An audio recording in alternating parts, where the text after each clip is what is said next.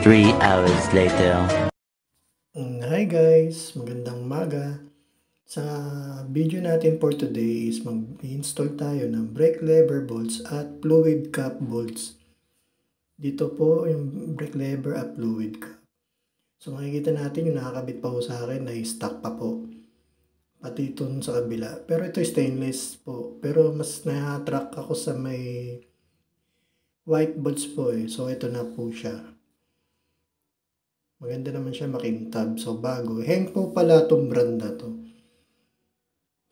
Sabi raw nila, subukan na po ito kasi una-una hindi po siya kinakalawang.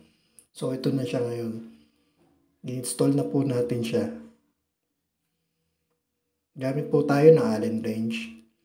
Baklasin po muna natin itong maliit na to. Kailangan sa pagbubukas nito is dahan-dahan lang. Kasi baka mamaya bumulwak po yung fluid.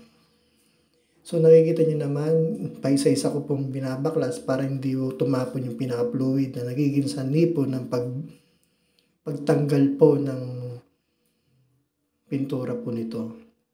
Yung kabila naman po.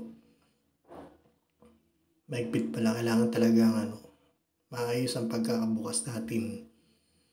So ayan na po. Binubuksan ko na po paunti-unti. Lagay natin dito at ito ilagay naman natin dito. Ayan na. Mahirap talaga pag na-addict ka sa bolts no? Kahit paunti-unti lang po tayo. Alam naman natin na medyo kami kamahalan ng konti lang. So yun ako, makintab na, diba? So ang susunod ko naman ay ang brake lever bolts po. At medyo itatalong ko na lang po ito kasi mahirap magigpit ng isang kamay ang gamit. Teka lang po ayos na natin to. Iyon, nakabit na ho natin. So makikita nyo, maganda naman, mukhang malinis po. Ganun din ang gagawin natin sa kabila. Same procedure din po naman. Ito, tingnan mo, medyo walang buhay siya. Pero paunti-unti lang ho, iayos natin yan. Lalagyan natin ng installation yan.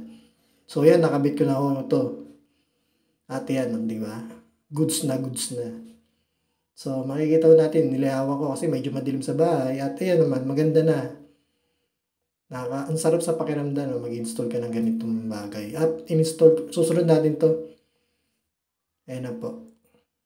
Diba? Paunti-unti lang po natin yan pupundaran. Kasi medyo mabigat sa bulsa pag biglaan po. At yun na, maraming salamat po sa Ace Precision po na nagpadala. Salamat!